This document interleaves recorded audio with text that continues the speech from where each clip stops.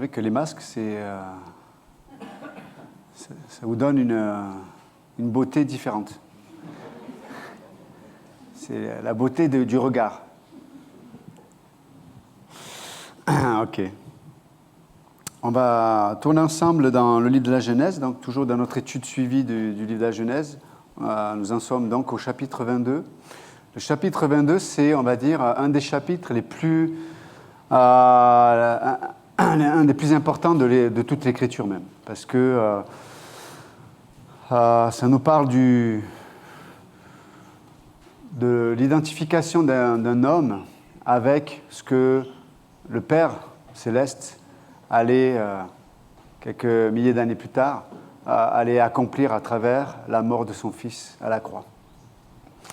Et donc ce chapitre 22 est riche d'enseignements. Et on va voir ce que Dieu a à nous dire à travers ce chapitre. On va le lire ensemble. Genèse chapitre 22. Après ces choses, Dieu mit Abraham à l'épreuve et lui dit, « Abraham ». Et il répondit, « Me voici ». Dieu dit, « Prends ton fils, ton unique, celui que tu aimes, Isaac.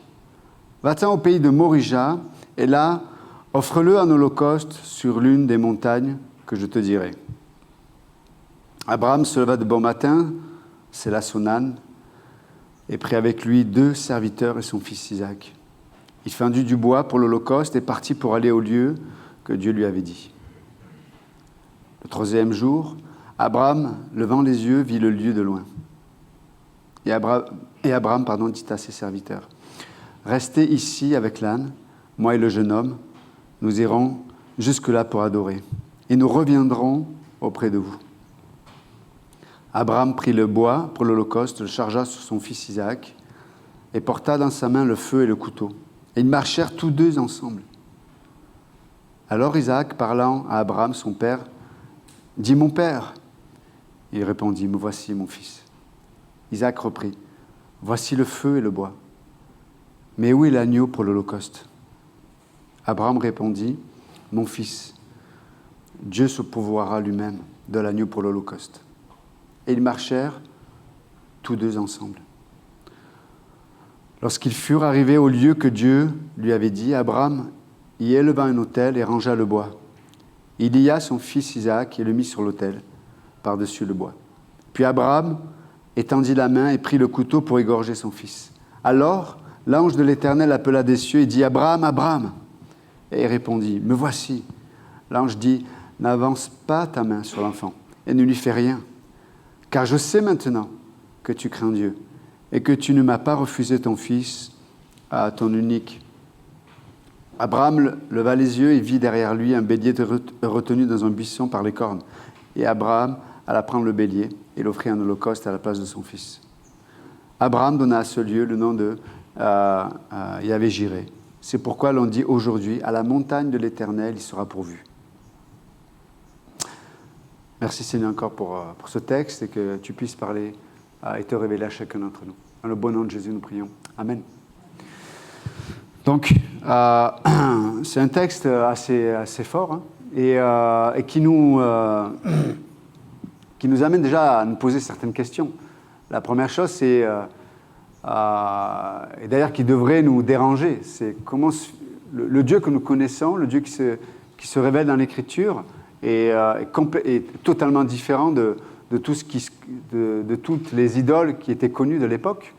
Mais même pour nous en tant que chrétiens, nous connaissons le cœur de Dieu, nous connaissons qui Dieu est. Et c'est vrai que de voir Dieu appeler Abraham en lui demandant d'offrir en holocauste son fils, c'est quelque chose qui peut nous paraître totalement incohérent lorsqu'on considère qui Dieu est. Alors, bien sûr, nous, on connaît la fin, hein, donc on se rassure. Mais donc Dieu parle à Abraham, et puis il va demander à Abraham clairement, pour le premier verset, Dieu dit clairement, je veux que tu prennes ton fils, et pour pas que Abraham se trompe, il dit ton unique, sous-entendu, bien sûr qu'il avait Ishmaël. Dans l'Écriture, souvent, quand il est spécifié ton unique, et d'ailleurs même le Père va le faire dans le Nouveau Testament avec Jésus, le Fils unique. Dans l'Épître aux Colossiens, il va être parlé du Fils unique. C'est pas qu'il y en a qu'un, mais c'est celui qui est incomparable. C'est celui qui on va dire, où tout l'amour du Père est sur lui et où toute la promesse est basée sur cet enfant-là. Et donc, il dit ton unique, celui que tu aimes. Entre parenthèses, c'est la première mention du mot amour dans la Bible. C'est là. C'est celui que tu aimes. Et on sait que les premières mentions d'un mot dans l'Écriture vont refléter la nature même du mot dans toute la Bible après. Donc on peut voir que le mot amour est lié premièrement au sacrifice. On en parlera tout à l'heure.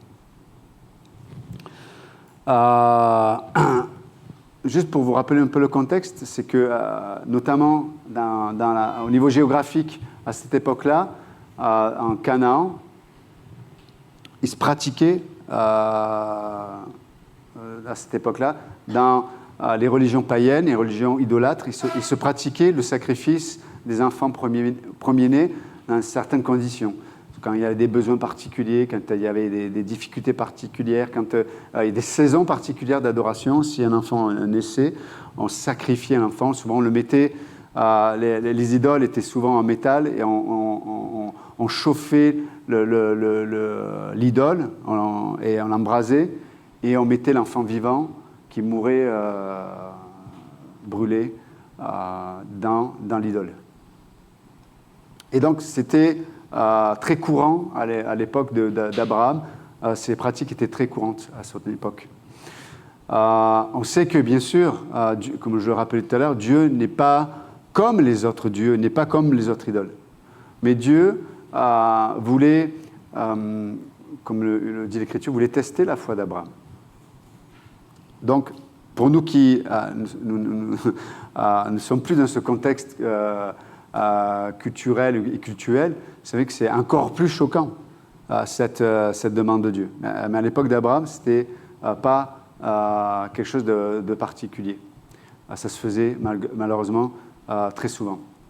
La seule différence, c'est que là, quand Dieu vient voir Abraham, on pense qu'Isaac a déjà entre 20 et 25 ans. Donc ce n'est plus un bébé. Il avait entre 20 et 25 ans. C'était déjà un homme. Il n'était pas marié, il n'avait pas de postérité. Donc, quand Dieu vient tester Abraham pour qu'il offre son fils, Dieu a l'esprit.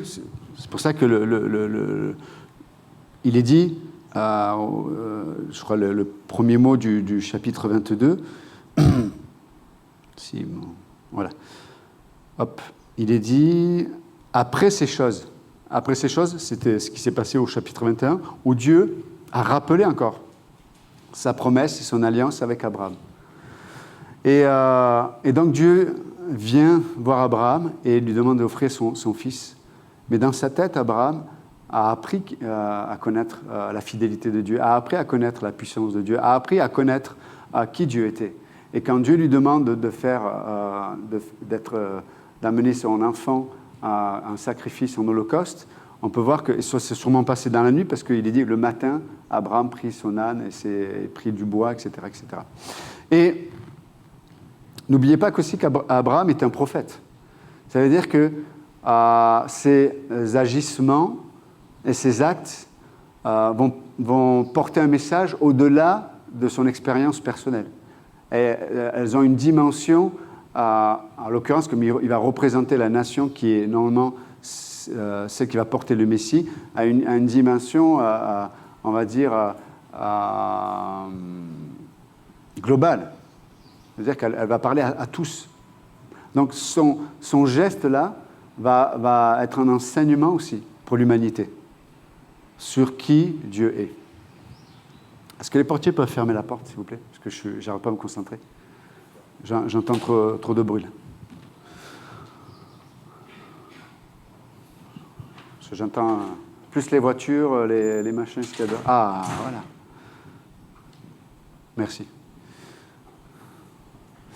Et donc, je vous parle du contexte parce que c'est important de l'avoir en tête quand on va regarder ce que Dieu veut nous enseigner ce matin. Donc Dieu va demander à Abraham d'offrir en holocauste son fils. Donc, Abraham va le faire. Et si vous lisez l'Épître aux Hébreux, chapitre 11, du verset 17 à 19, il est dit que Abraham avait même l'idée de quelque chose qui était à l'époque inconnu. Il avait même dans la pensée cette idée que Dieu pouvait ressusciter les morts. À cette époque-là, il n'y avait aucun antécédent, il n'y avait personne qui avait été ressuscité. Alors, il n'y a aucune mention dans la Bible de la résurrection. Mais c'est comme quand on marche par la foi, sous-entendu quand on croit Dieu, il y a ce côté où nous prenons une décision en faveur de ce que Dieu nous demande, et de l'autre côté, il y a le ministère du Saint-Esprit qui nous accompagne dans notre décision. Et notamment, quand le Saint-Esprit nous accompagne dans une décision, il y a toujours la paix qui est associée, mais il y a aussi une illumination dans notre esprit où Dieu nous fait rentrer dans les profondeurs de Dieu. Et donc, même si Abraham n'avait pas eu d'antécédent sur le sujet de la résurrection, il y a le ministère du Saint-Esprit qui lui fait comprendre des choses que naturellement il ne peut pas comprendre. Et ça, on va dire, c'est la puissance, on va dire, de Dieu qui se révèle à travers la croix. Et on va en parler tout à l'heure. Donc, la première chose que je voudrais souligner à travers ce passage, c'est que Dieu nous teste. Dieu nous teste. Dieu nous teste. Dieu nous teste parce qu'il sait que c'est à travers les tests de nos vies que nous allons faire face à ce que nous croyons réellement. Vous savez, on a tous des idées. Des fois, elles sont même justes, nos idées, sur Dieu. Mais en vérité, on ne sait pas si ces idées sont réellement des convictions tant que ces dernières ne sont pas testées. Et les tests que Dieu amène dans nos vies vont révéler ce que nous croyons réellement ou pas. Et à la limite, on va dire, peu importe le résultat. Alors bien sûr qu'on aime voir dans notre vie, on aime voir, où Dieu nous place dans un test, on aime voir plutôt une réussite plutôt qu'un échec. Mais peu importe le résultat, dans le sens que peu importe l'issue ou le résultat du test, il y a toujours Dieu qui a une provision, soit dans nos échecs, soit dans nos réussites. Mais Dieu va nous tester. Dieu va tout tester. Dieu va tester nos relations. Dieu va tester comme je disais tout à l'heure, nos convictions. Par exemple, je peux avoir une sorte de conviction où l'Écriture nous demande, par exemple, de ne pas calomnier, de ne pas avoir un esprit de critique, pas en termes philosophiques où j'ai une réflexion propre, mais un esprit critique, c'est-à-dire où je critique les autres, où j'attaque le caractère d'une personne. Dans l'Écriture est clair, nous dit qu'un chrétien ne doit pas vivre comme ça, ne doit pas penser comme ça, ne doit pas parler comme ça. Donc je peux être d'accord avec ce que Dieu dit et penser que c'est une conviction.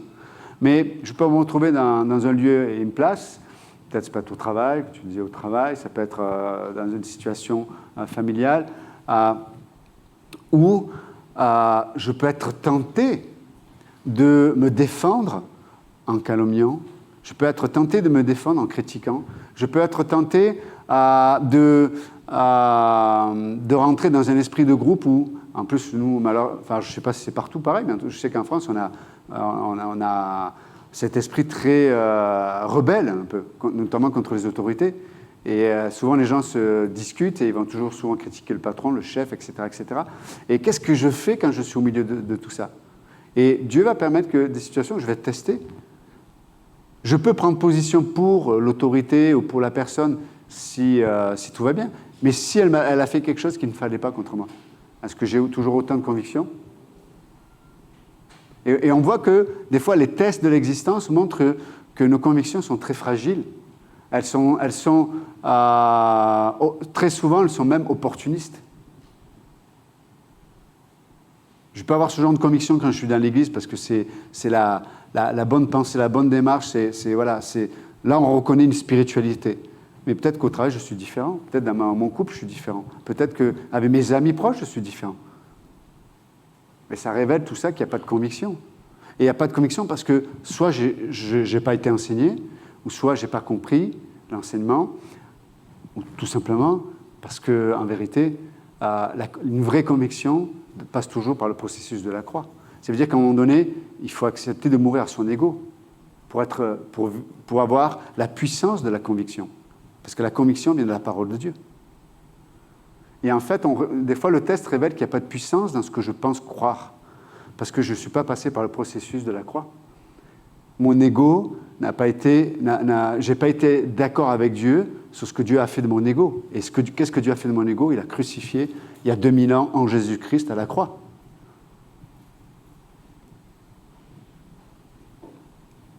Et c'est pour ça que quand il dit que Jésus-Christ est le même hier, aujourd'hui, pour l'éternité, parce que c'est que de toute éternité, Jésus-Christ a été l'agneau immolé. La croix faisait partie même de la pensée de Dieu concernant la seconde personne de la Trinité. Et de la même façon, je parle de Jésus parce que c'est le seul de la Trinité qui s'est incarné, qui est devenu un homme. Donc nous, dans notre humanité, le seul moyen de ne pas être changeant, opportuniste, etc., il n'y a que la croix dans notre vie qui nous donne une vraie liberté. La croix nous donne une vraie liberté de craindre Dieu, c'est-à-dire de vivre devant le regard de Dieu. Vous êtes avec moi? La croix, c'est la seule puissance que Dieu ait donnée aux hommes pour vivre libre et avec une conscience de la réalité de Dieu dans notre vie. Et donc, quand elle a opéré dans ma vie, même si je suis seul, ou je suis avec des gens qui sont peut-être des amis, ou on peut être assez familier, ou on peut se lâcher, comme on dit, parce qu'il y a cette crainte de Dieu. D'ailleurs, c'est ce que Dieu va dire à Abraham. Je sais maintenant que tu me crains. Bien sûr que Dieu le savait. Mais là, dans l'expérience d'Abraham, et dans l'espace-temps dans lequel Dieu a créé les hommes, Dieu dit, je sais maintenant. C'est-à-dire que dans l'histoire de ta vie, cette situation a démontré que. C'est pour ça que Dieu dit, je sais maintenant que tu crains Dieu. Et donc, Dieu va toujours nous tester. Dieu va toujours nous tester. Dieu va nous tester avec nos enfants. En l'occurrence, c'est ce qui se passe avec Abraham. Est-ce que mes enfants, sans que je m'en rende compte, sont mes dieux? C'est fou, mais ça arrive. Est-ce que ma copine, ma fiancée, ma femme, mon mari, est-ce qu'en fait, sans que je m'en rende compte, c'est devenu un dieu?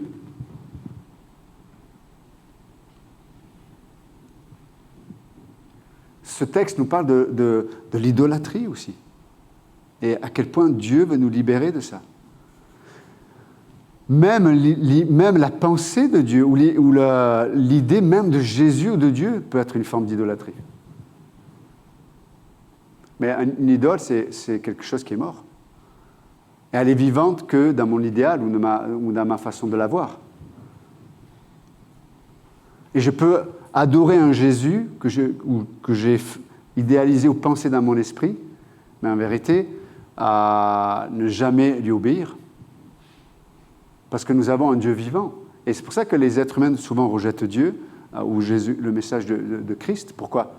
Parce qu'il nous amène à prendre des décisions, il nous amène à renoncer des fois à nous-mêmes, il nous amène à abandonner une captivité pour une liberté, mais qui en fait, comme dit Paul, je suis esclave du Christ.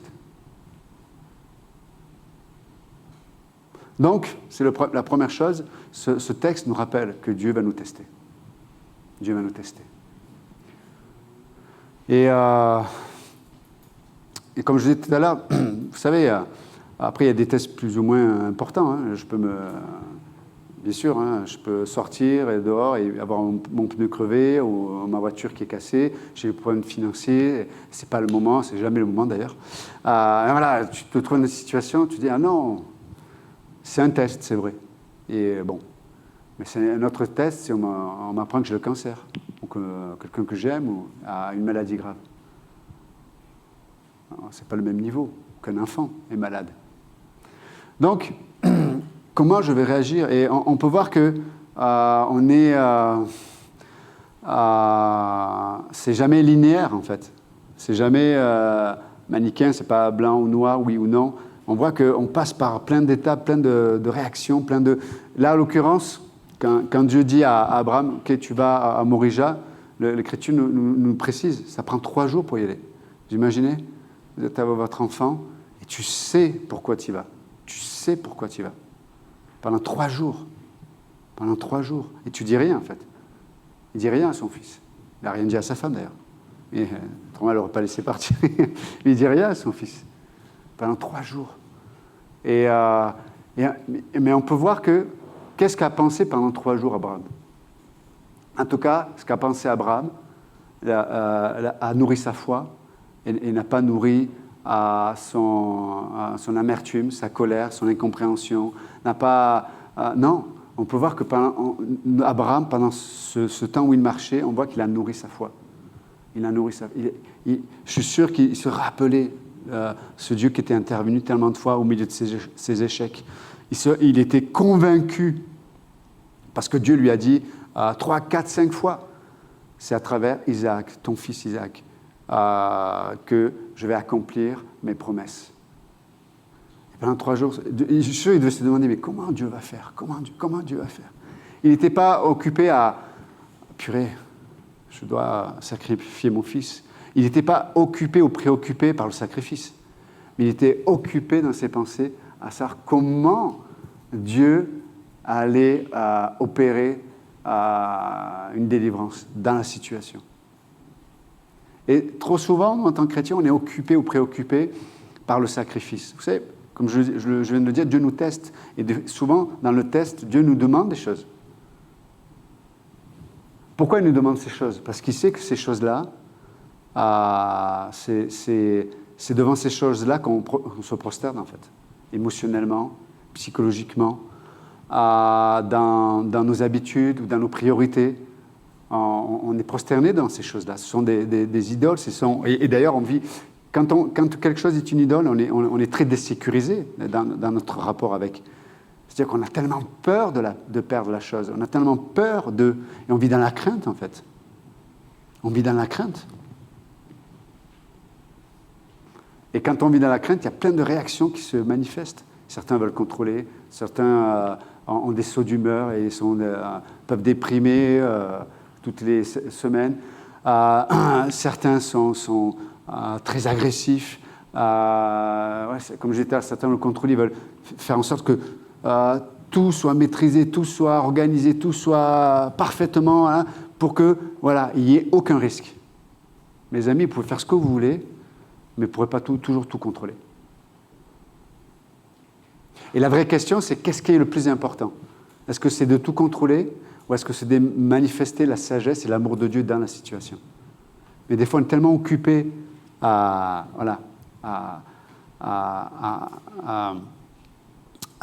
quelque part à s'occuper ou à être préoccupé avec la chose qui en fait est une idole dans notre cœur, que du coup, on n'a pas de liberté dans la situation.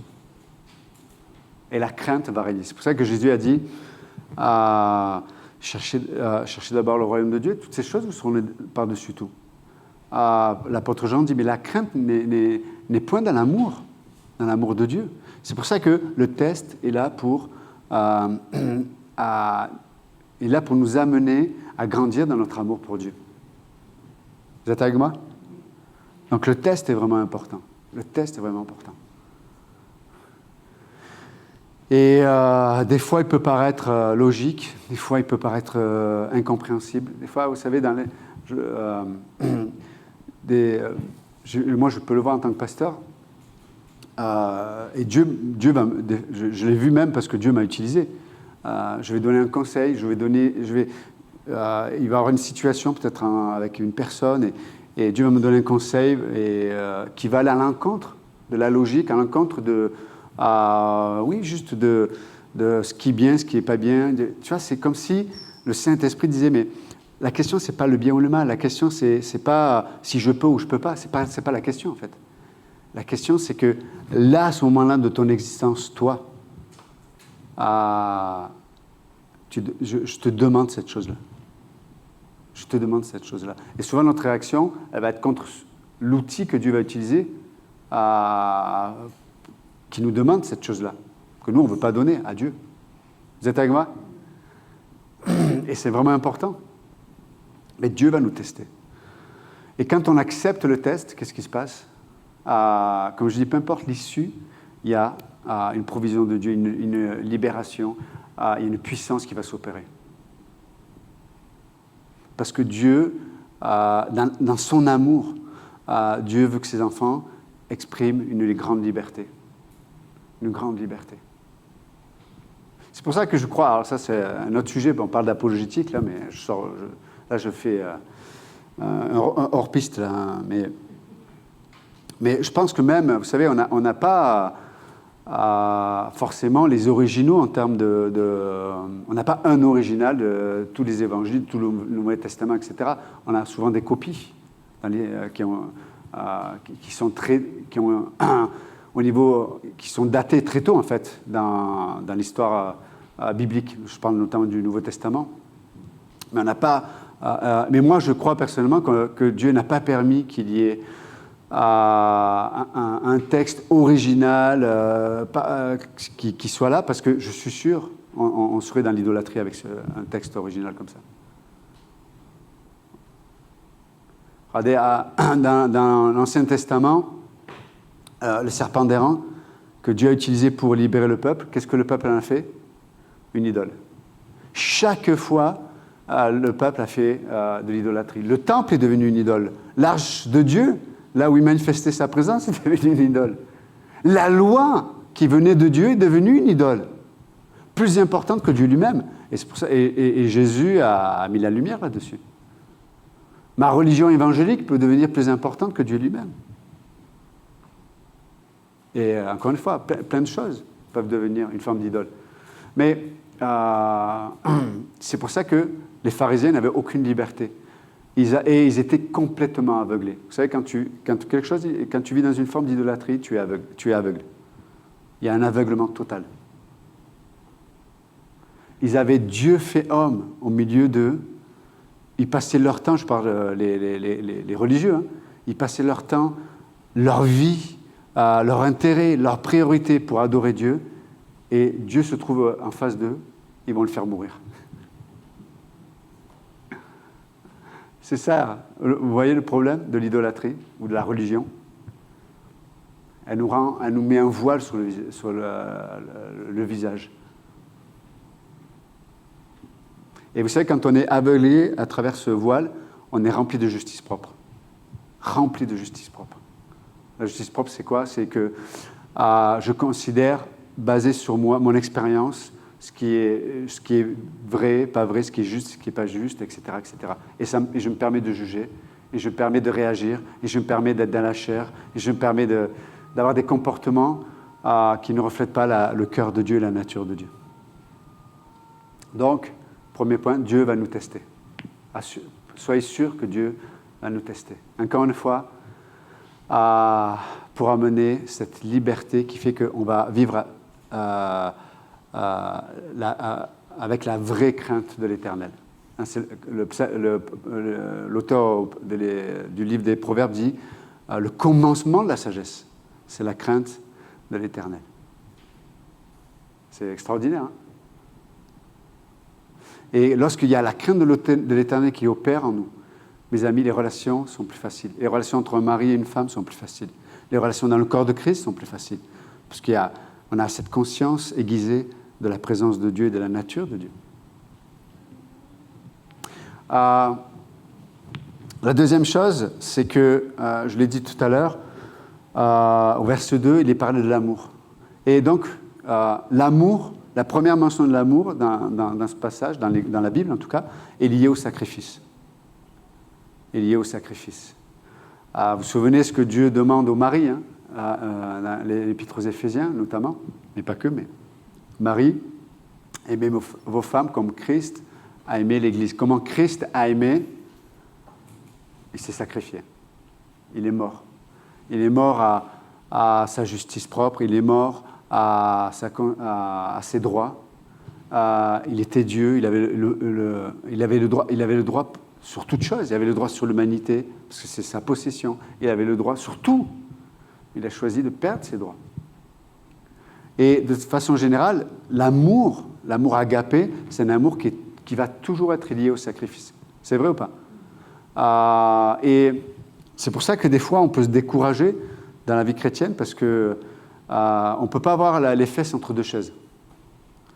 On ne peut pas vouloir expérimenter la présence de Dieu, la réalité de Dieu, l'amour de Dieu, la provision de Dieu et tout ce que vous voulez dire, les bénédictions, etc. Et en même temps, ne pas accepter d'être l'objet de l'amour de Dieu, mais aussi d'aimer comme Dieu nous demande d'aimer.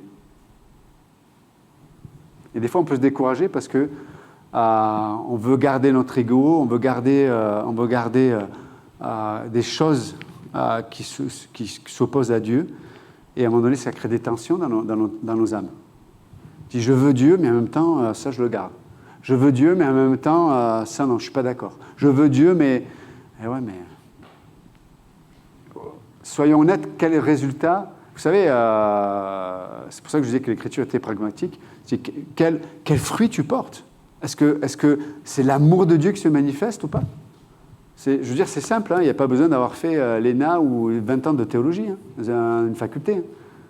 Est-ce que tu aimes ou est-ce que tu n'aimes pas? On en a parlé jeudi.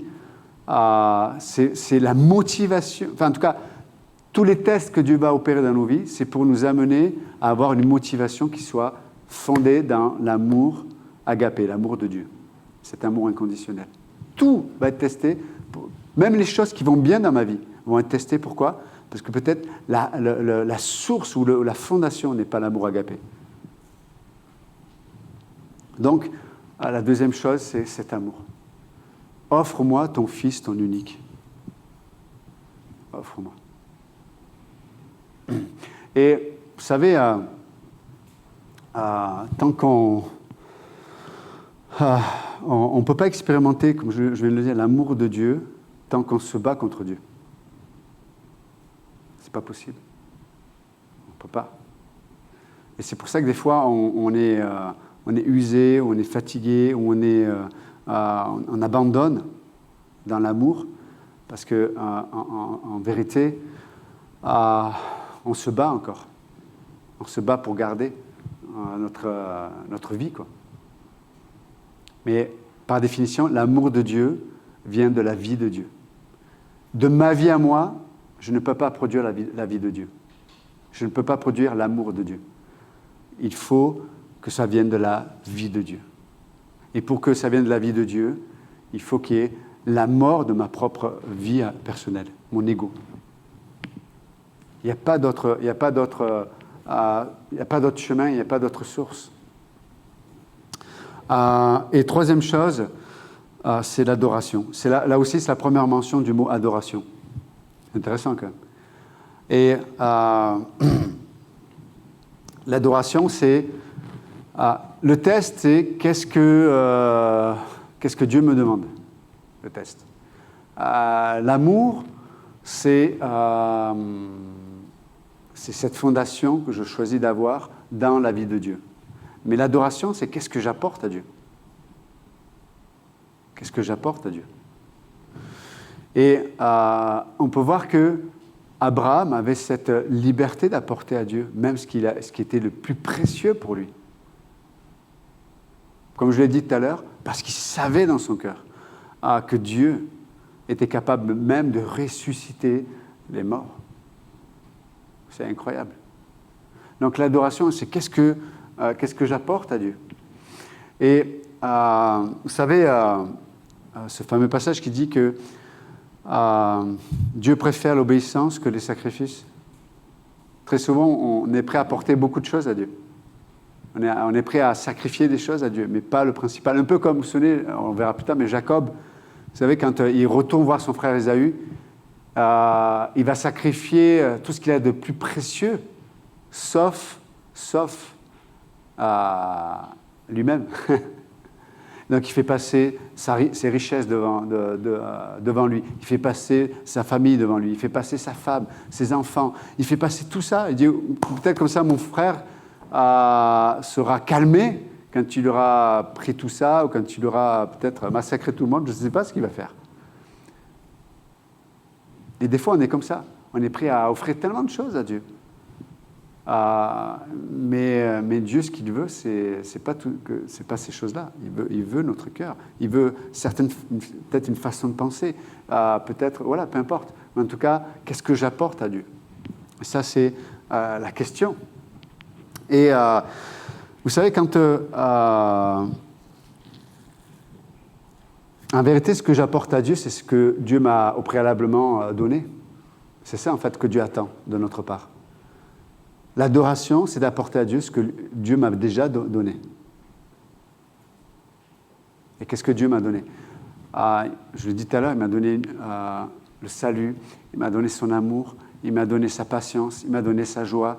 Il m'a donné... Vous savez, on peut, dans certaines circonstances de notre existence, des fois qui sont difficiles, etc., il y a des schémas de réponse à ces situations qui peuvent être très naturelles. Et on peut comprendre ça. Et des fois, on peut être triste, accablé, négatif dans certains moments. Mais pour autant, même si on peut comprendre qu'on ait ces états d'esprit ou ces attitudes, peut-être ces attitudes reflètent que je garde l'adoration. Mais si j'adore Dieu dans ces moments-là, je vais pouvoir donner à Dieu ce qu'il déjà m'a donné au préalable par le Saint-Esprit, c'est-à-dire le fruit de l'Esprit. Et au lieu d'être négatif, au lieu d'être pessimiste, au lieu d'être découragé, au lieu d'être dans la pitié de soi, je peux manifester par exemple la joie dans la situation. C'est ça l'adoration que Dieu aime. Qu'est-ce que je vais apporter à Dieu? Sinon de ce qu'il m'a déjà donné par le Saint-Esprit. Au lieu peut-être de me regarder dans mes échecs, dans mon péché, dans ce que les gens disent, etc., peut-être l'adoration, c'est d'amener à Dieu ce qu'il m'a déjà donné, c'est-à-dire une nouvelle identité en Jésus-Christ. De Corinthiens 5, 17, j'étais crucifié avec Christ. Non, c'est Galates 2, 23. J'étais crucifié avec Christ, et si je vis, ce n'est plus moi qui vis, c'est Christ qui vit en moi. Ça, c'est une vraie adoration. Au lieu dans les situations d'être dans œil pour œil, dent pour dent, tu m'as fait ça, je te dis ça, tu m'as dit ça, je te dis ça, etc., etc. Peut-être que nous, on peut offrir à Dieu une adoration de ce qu'il nous a déjà donné, c'est-à-dire sa grâce. Là où le péché abonde, la grâce a surabondé. Est-ce que vous êtes avec moi? C'est ça l'adoration que Dieu attend. Et Abraham va dire au serviteur, attendez, restez là, moi et l'enfant, on va revenir. Il était dans la foi, Abraham. Il était persuadé que Dieu qu'il allait revenir avec son fils. D'une façon ou d'une autre, il était persuadé que Dieu allait faire quelque chose. Parce qu'il connaissait le cœur de Dieu. Et la vraie question, elle est là. Le test, on va le vivre d'une façon ou d'une autre, selon ce que l'on connaît du cœur de Dieu ou pas. Et donc, Abraham monte sur le mont Morija, il va pour sacrifier son fils, et Dieu dit quoi? Stop, il y a un bélier. La provision était... Vous savez, la croix, ce qui est merveilleux avec la croix, c'est qu'elle nous donne une provision immédiate. Elle me donne une provision immédiate. Donc je reprends mon histoire de voiture, elle est cassée, je n'ai pas d'argent, etc. Je peux avoir une provision immédiate, c'est-à-dire avoir la paix, avoir la joie, être dans l'amour de Dieu, et quelque chose de surnaturel, quoi. Dans la croix, il y a une provision qui est là maintenant, elle est disponible. Et peut-être qu'il y aura peut-être une provision aussi pour pouvoir régler l'histoire de ma voiture. Vous êtes avec moi? Mais nous, des fois, on se dit, la provision de Dieu, c'est lié juste à ma voiture. Non, la croix d'abord. La croix est disponible maintenant. Comme Dieu a dit, non, le bélier, il est là. Il est là derrière toi. Et des fois, on ne voit pas la provision de Dieu liée à la croix parce qu'on est concentré sur ce que nous perdons ou sur ce que Dieu nous demande.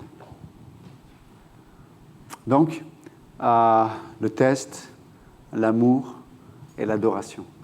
C'est ce que Dieu veut nous dire à travers Genèse 22. Et vous savez, le mont Morija, vous savez, c'est là où va être construit le temple. C'est là où Dieu va choisir de demeurer pour que Israël adore l'Éternel. C'est extraordinaire quand même. Et c'est le lieu du sacrifice, qui plus tard, à Golgotha, va être le lieu où seul Dieu, en fait, va aller jusqu'au bout. Lui, il n'y aura pas un bélier qui fait que son fils va être épargné. Jésus-Christ ne va pas être épargné. Il va réellement être sacrifié. Il va vraiment mourir. Et ça c'est notre espérance, de savoir qu'il a choisi de prendre ce que aucun homme pouvait prendre. Et bien sûr, il est ressuscité, ça c'est merveilleux. Donc, je vais nous encourager ce matin. Je ne sais pas si ça vous encourage, mais en tout cas, je ne sais pas si c'est encourageant de se dire Dieu va nous tester, Dieu va... mais c'est la réalité de la vie chrétienne. Et vous en faites pas, Dieu est fidèle avec ça. Ça va commencer dès que je finis de prêcher. Donc voilà. Donc souvenez-vous cette semaine, Dieu teste. Dieu veut faire en sorte que toutes nos motivations soient fondées sur son amour. Et troisième chose, Dieu veut que nous soyons des adorateurs en esprit et en vérité. D'apporter à Dieu en fait ce qu'il nous a déjà donné. Et il y a toujours une provision de sa part. Seigneur, merci encore pour ta parole ce matin. Te prions vraiment ce qui venait de toi, Jésus, puisse faire un travail dans le cœur des uns et des autres, Seigneur. Et te remercions parce que tu as pu épargner Abraham le fait de sacrifier son fils, parce que toi, tu as choisi de ne pas être épargné. Et nous ne comprenons pas, Seigneur, nous ne comprenons pas cet amour. Mais on veut le recevoir. On veut recevoir cet amour. Non, merci Père. Si quelqu'un ne connaît pas Jésus-Christ ce matin, peut-être vous êtes dans cette pièce, peut-être que vous avez déjà entendu parler de Jésus, peut-être vous êtes né même dans l'Église, mais vous n'avez jamais expérimenté cette puissance qui vient de Dieu au travers de la croix. Vous n'avez jamais expérimenté le fait qu'il y a ce poison qui est le péché en nous, qui fait qu'on protège notre ego, qu'on garde notre vie, et on le justifie de tellement de façons, avec nos raisonnements, avec tellement de choses. Et ce matin, Dieu te dit, mon enfant, c'est le moment pour toi de recevoir le salut. C'est le moment pour toi de me rencontrer. C'est le moment pour toi que tu puisses expérimenter la réalité de ma présence et de ma puissance. Donc si ce matin, vous voulez accepter Jésus, vous pouvez juste lui dire, Jésus, voilà, je crois en toi, je crois que tu es mort pour mes péchés, par amour, je sais que tu m'aimes, et je crois que tu es ressuscité d'entre les morts. Viens dans mon cœur. C'est toi mon Dieu. Et je veux mettre de côté peut-être tous ces raisonnements, tous ces blessures peut-être, toutes ces choses qui font que je m'éloigne de toi. Et ce matin, je veux juste t'accepter dans mon cœur et te recevoir comme mon sauveur. Si vous avez fait cette prière pour recevoir le Christ comme votre sauveur, n'hésitez pas à en parler à une personne, à un pasteur ou à une personne qui vous aurait invité. Voilà, Seigneur, te remettons le reste de cette journée dans ton nom précieux, Jésus, nous prions. Amen. Que Dieu vous bénisse. Merci.